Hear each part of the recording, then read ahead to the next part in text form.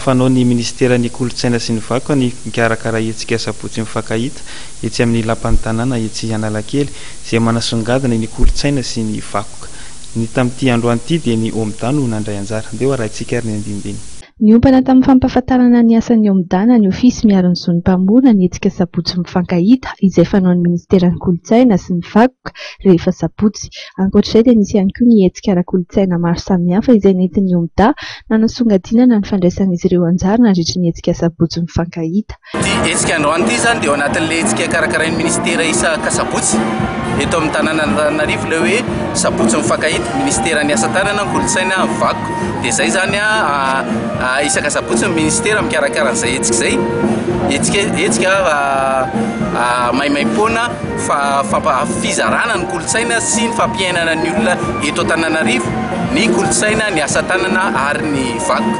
Androany sabotsy faharoa amby roapolo ny volana Novambra moa zany dia anjaran'ny Omda mahasampandraraha anankiray amin'ny ministeran'ny asa tanana kolotsaina vakoka ho an'ny Omda dia natao anatin'ilay famaranana ny fahatelopolo taona ny Omda.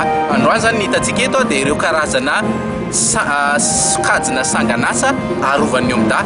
Ao ny tantara, ao ny tononkalo, ao ny hira isan-karazany na ny evangelika na ny hira gasy na ny hira isa-sokajina zany ao ny sary dia fanehoana izay zany androany manomboka amin'ny 10 zao ka hatramin'ny 5:00 eo daholo zany sokajina.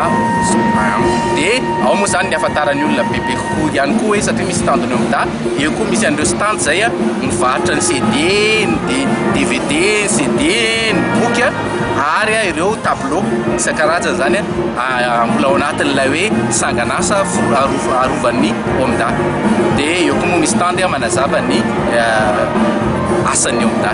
Anisan'ny andraikitra izay antsoroan'ny Omda ihany koa ho an'ny taona manaraka ny fanitarana trano asa ary indrindra ny fananganana rafitra ho amin'ny fiarovana sy fitantanana ny mpiangaly na ny interprète izany.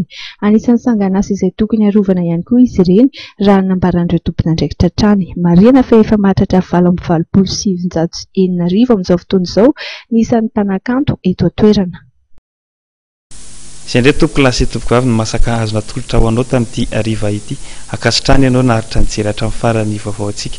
Aza tianao nefa mbola ao ihany koa ireo fandarana izay fanaraka eto amin'ny fahitalavitra AmaTV. Asaina renao hanaraka izany hatramin'ny farany. Mametraka amin'ny veloma mandrapitafa ary tompoko lasy tompoko vavy.